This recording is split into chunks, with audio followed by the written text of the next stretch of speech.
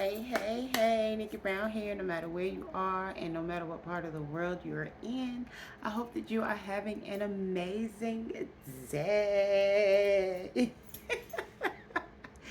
Hey, everybody.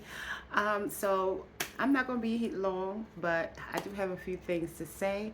First and foremost, it is the first day of Aquarius season, baby. We in the building and we feeling ourselves sensational. I, what can I do for you, boy? And I know. Ain't acting no fool for nobody.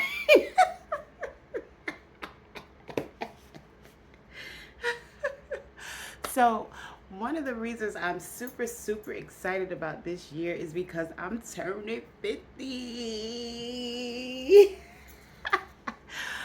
Baby, I've been wanting to turn 50 since I was about 25, right? So she here, I've been knocking on the door and she like, hey, boy, I'm about to let you in. I've been waiting for you. How you doing?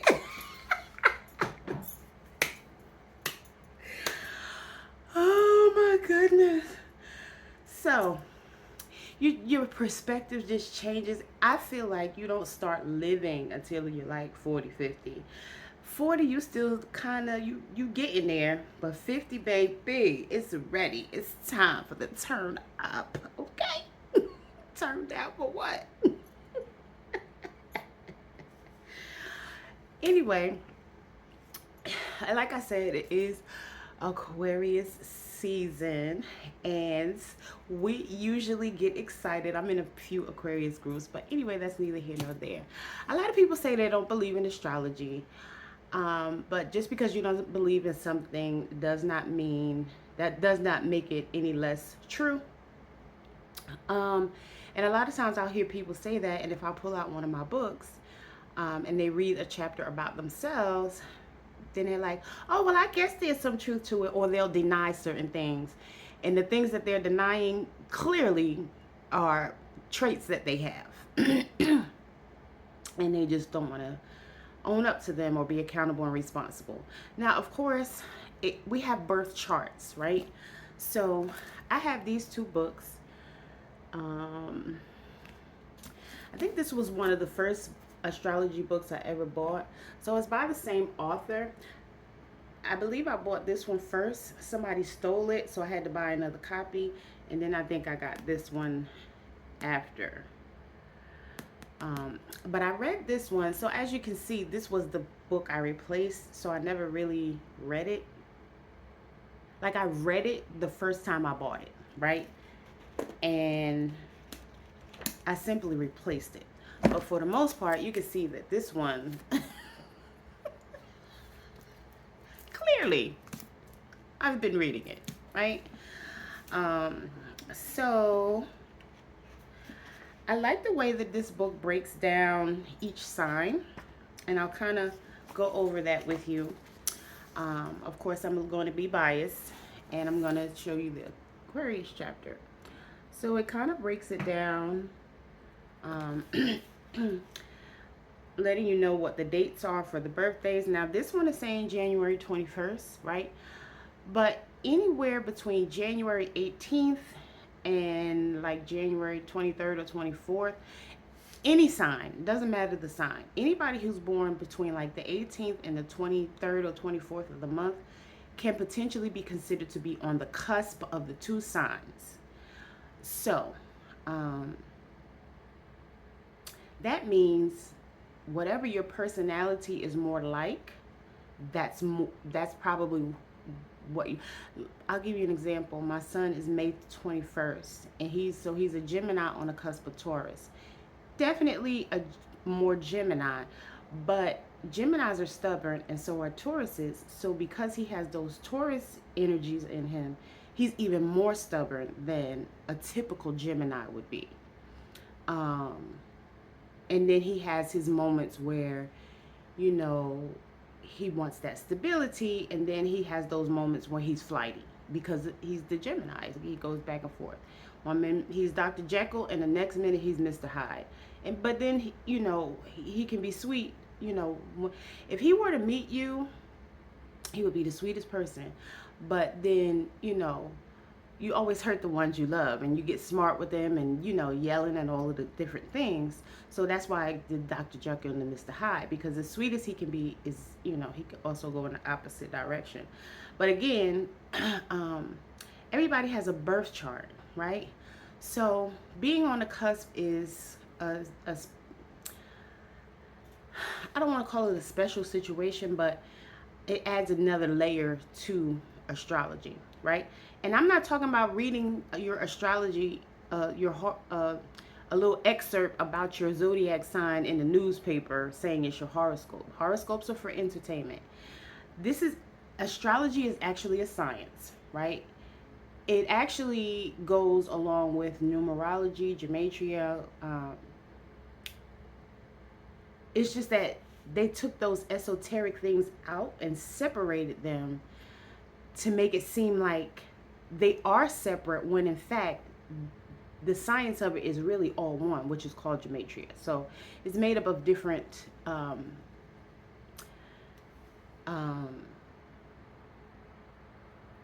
spiritual elements and aspects. That's what I'll call it. So moon, stars, the planets, um, you know, the seasons, all the time of day, um, the numbers, the letters, all of it really goes together.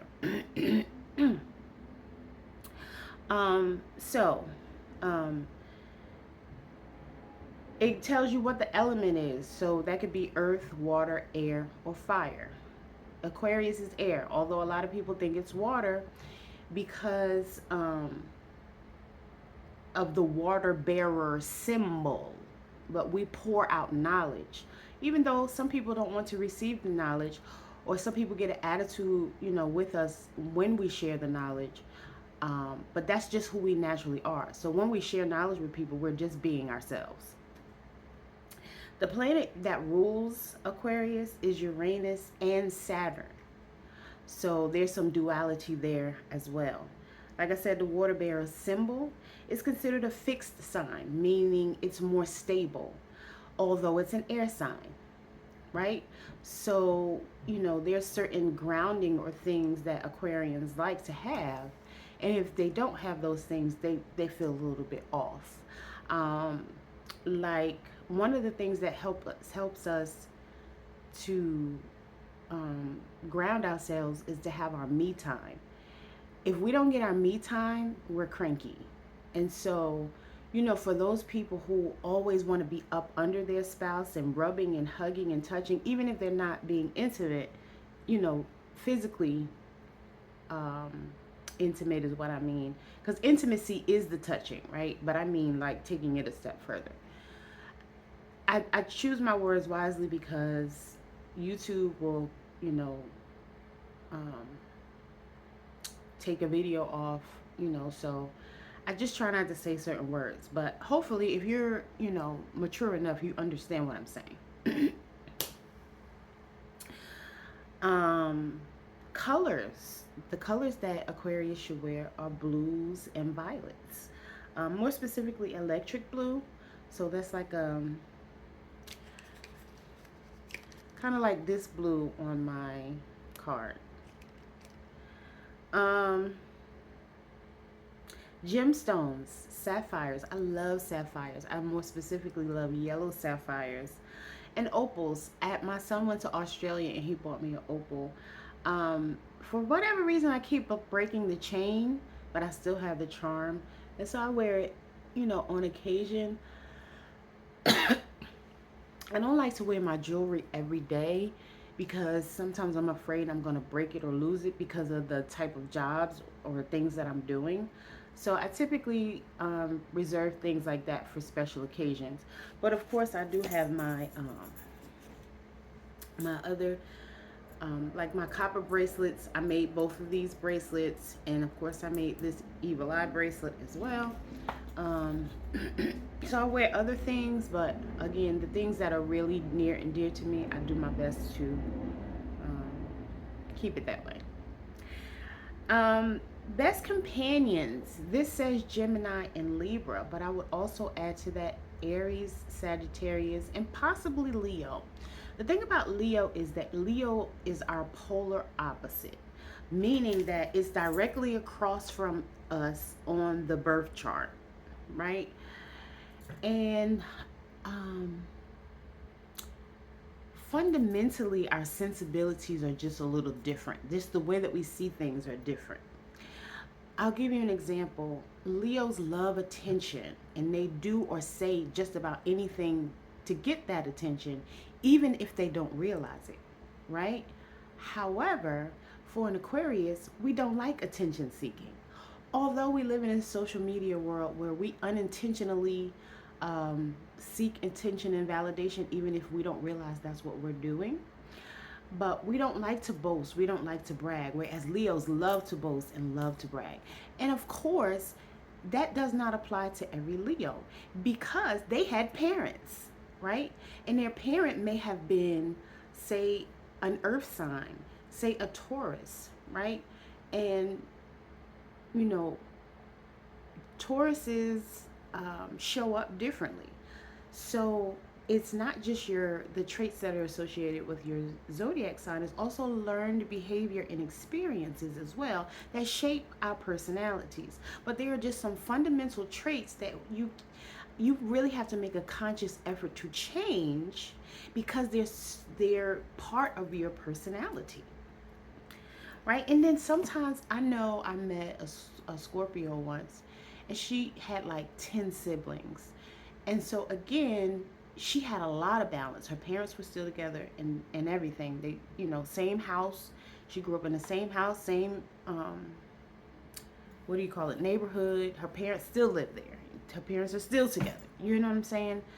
So she had a different kind of foundation. And I don't think I think she may have been the youngest, but she was like the baby. And Scorpios need to be babied, right? So because she got the nurturing that she needed as a child, because she had 10 siblings. So at some point, somebody was always probably willing to pick her up and show her some love.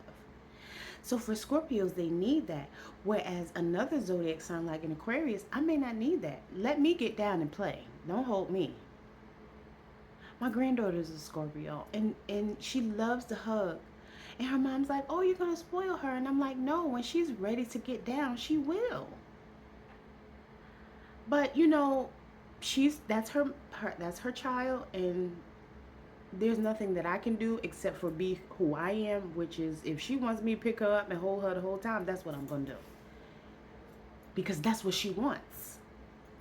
And that doesn't spoil the child. That actually helps them to be more emotionally balanced because their needs are being met as an infant, right? Dr. Frances Cress Welsing called it lap time.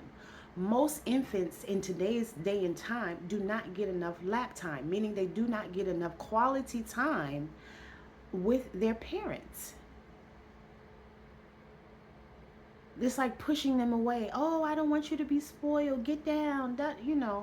But again, most people are unaware of that. Dr. Shivali wrote a book.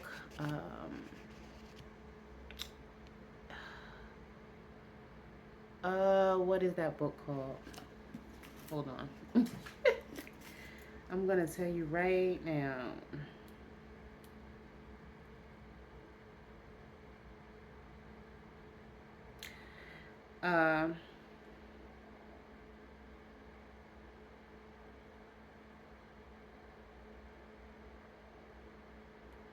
I'm not sure from Conscious Parent. That's what it's called. I did spell her name wrong. I spelled it S-H-A and it's S-H-I. So it's S-H-I-V-A-L-I.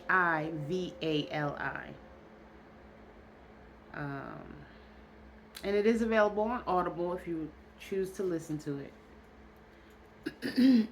But that's it. So there's a different way of parenting. We have a tendency to follow in the same footsteps as our parents, whether that be good, bad, or indifferent. But there's always a different way of doing things. There's always a different way, especially as we grow and we learn that, we don't have to do it the way that somebody else did it, because that's all you're doing. you're repeating what somebody else did or what somebody else said, and we have a tendency to do that a lot. So anyway, this my device is running out of storage, so I have to clear out the storage. So again, this is a good read. Oh, as I was saying, that we have different signs in our birth chart, and I go by the top 6. So it's the sun, moon, Venus, Mars, Mercury, and your rising sign, or what is also called your ascendant node. Those top 6 signs will give you a very good picture of the person's personality. So like, I'm an Aquarius sun, but a Scorpio moon. So that means a lot. And if you know, you know. My Venus, which is how I love, is in Pisces. So your sun sign is who you are. Your moon sign is who you really are. Your rising sign is how people perceive you or how you show up in the world.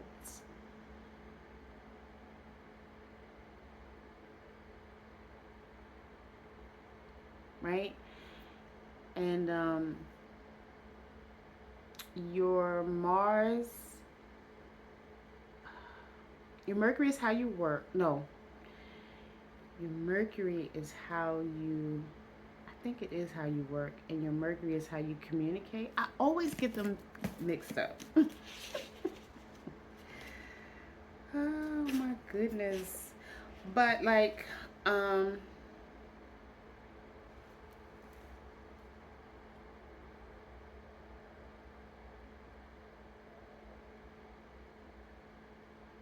your Mercury is your intellect and communication. Your Mercury is how you think, and Mars is how you work. Okay, so I had it backwards. Venus is how you love. Moon is who you really are. Sun is who you are.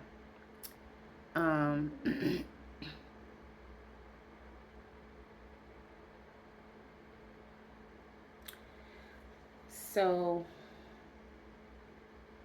my Mercury is in Aquarius, so I think like an Aquarius. So that's why, although in my quiet, I may show up as a Sagittarius, or if somebody upsets me, I'm definitely going to show up as a Scorpio.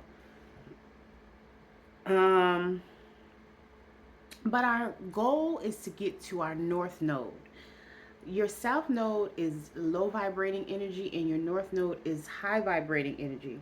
So my South Node is in Gemini, and I believe that's why I had a Gemini child. And my North Node is Sagittarius. So I need to strive to be more like the righteous traits of a Sagittarius. And I hope I didn't lose anybody, because this goes really deep and in depth. I'm really just trying to give an overview, but it really goes pretty deep. And as you can see, I have lots of notes. These are just notes about myself. There's also something called cardology, where you can read the cards and determine. So I'm like a 10 of hearts. Is it 10 of diamonds or 10 of hearts? 10 of diamonds, I believe. In cardology. Did I write that down? You may have.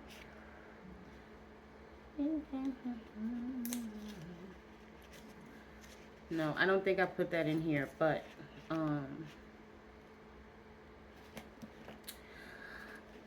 let me see if I have enough time to show you this real quick. So I was showing you how this book breaks down. So okay, that was the first page. Then it goes into the Aquarians that are celebrities.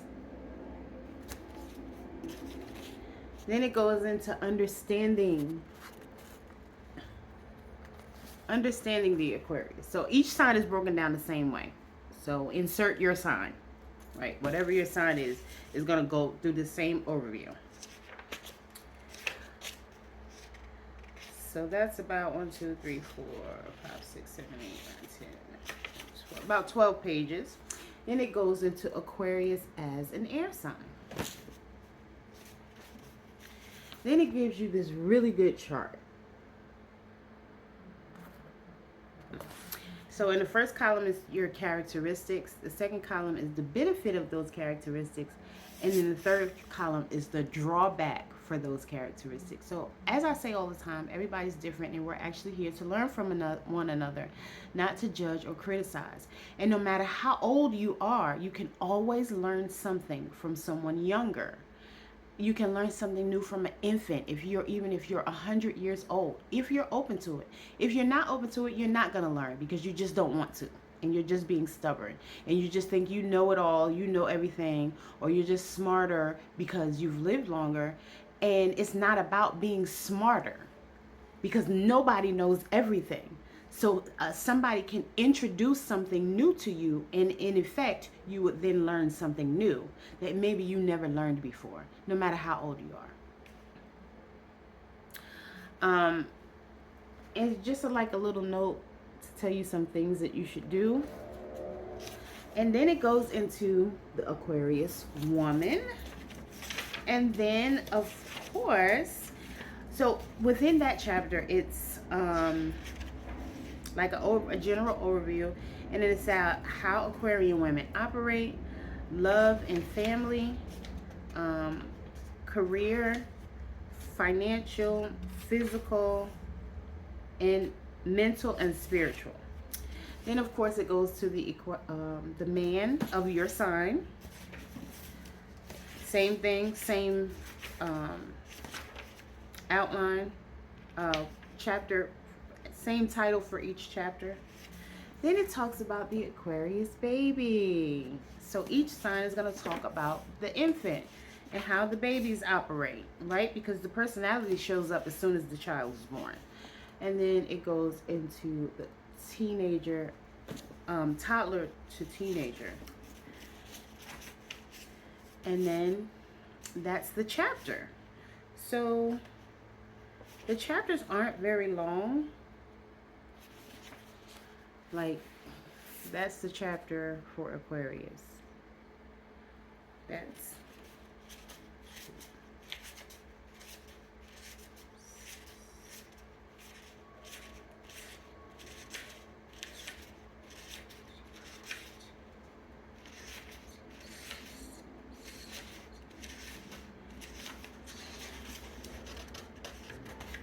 so that's 21 pages, so that means that's about 42 pages with the front and back. But it's actually an interesting read, so most people get through it quickly. So I just encourage people to be open-minded, but you don't have to if you don't want to. So if you don't want to, then don't. And it's okay. A lot of times when if you don't do something that somebody wants you to do, some people get upset. I don't care. That's your life. It doesn't bother me. What does it go? What you eat doesn't make me poop. So that's on you if you don't want to be open-minded and learn more, you know. I think you're only just doing yourself a disservice. You're not hurting anybody by being stubborn. So, and like I used to, when I was younger, I used to get upset with people when they didn't take my advice. Now I very seldom give advice unless someone asks for it, and if they don't take it, I don't get upset anymore. It's like, that's their life. They have a right to make whatever decision that they want to make. They don't have to listen to me or take my advice. Who am I? I don't care if it's my child. Like, a lot of times we try to force our thoughts on other people, or try to force things on people, and if they don't do what we want them to do, it's like, oh, they didn't listen to me. Who are you? So what? Nobody has to listen to you. Again, not even your child. And a lot of kids don't listen. They'll do what you say do in front of your face, but as soon as they're behind your back, they're gonna do what they want to do. And so a lot of people don't get that. But anyway, I know a lot of people don't want to hear. They don't want anybody to tell them the truth, and you know, everybody's ultra super duper sensitive nowadays. Not only do they not want to hear the truth, they don't want to be accountable and responsible for their own actions, and they don't know how to have a conversation and disagree with somebody without it becoming like an argument, or just being so upset. like somebody intentionally did something to you. It's so emotionally immature. But I digress. I'm 50, baby. I'm about to be 50 February 2nd. And that's one of the things that comes with being 50. You just don't give a fuck no more. Like it comes with 40, but even more so with 50. So I'm here. I've arrived. Hey, boo. Honey. Okay. Mm-mm. But as some older people, they do still hold on to it, but that's on them. They're just stressing themselves out. You can't control anybody but yourself. I say this too. The only person you can own or control is you. A lot of people, they get married and they feel like now this is their ownership. That's slavery. Thinking that you own somebody, like you paid for them because you married them and gave them a ring, that is a slave mentality. And people don't realize that. You're not supposed to own people. That's not what we're here for. We're here to help one another. We're here to learn from one another because we are all different. We are all different for a reason. What's the reason? So we can learn from each other. We don't have to do things the same way. We don't have to say things the same way. We don't. We don't have to dress the same way. Although there's like this new standard. There's a uniform now. You know, and a lot of people wear the uniform. Hell, I wear the uniform sometimes. But then there are times when I'm just my natural self. Like, here's my natural hair.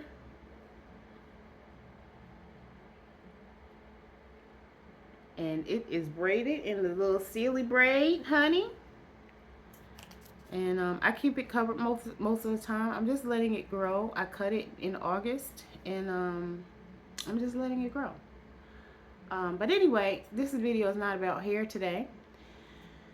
I thank you for watching. I hope that you got something from this video. Any video that I share is because I'm trying to help people. We do a lot of things that we should not do, that do not serve a good purpose in our life or the life of those that we are here to help.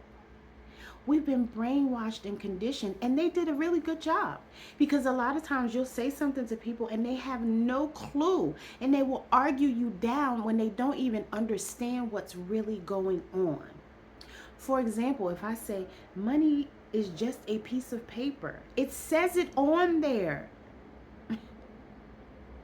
Right? Something about this is a debt. I forget what it says. I forget the exact verbiage, but that's what it's basically saying. This is not even real money. But because they make us think, so, you know, we lived on the land. Our ancestors lived on the land. The Europeans came, saw how we lived, manipulated us, gave us religion in the Bible. And I'm not trying to take a religion in the Bible away from anybody, but they gave it to us in a way that was not our original way. It was not our own, right? These are not our thoughts. These are manipulative thoughts to get people to be programmed and conditioned to do what they want. And that's the reality. And again, most people don't realize that. And so when we get together and we congregate, because our energy is so high vibrational, when we get together and we chant or we pray, it goes up, right? The energy goes up and out to them. Because we're saying words or we're saying names that we think are serving a good purpose in our life, when it's really benefiting them, and we don't realize that. Because those are not our original words. English is not our original language. So we're saying things that do not serve a good purpose in our life, and we don't realize it. But we think we are. Because like I said, if you say, oh, money isn't real, it's not even backed by gold. Well, what you talk about? I got to pay my rent.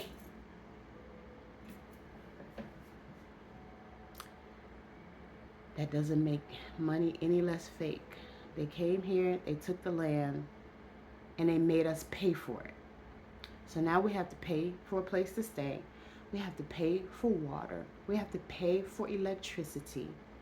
All of those things were free resources. And they set it up so that we always have to spend. No matter what you want or what you need, you have to spend. And the more you have, the more some people feel like, oh, well, I'm better than this person because I get to spend more of this paper that they tell me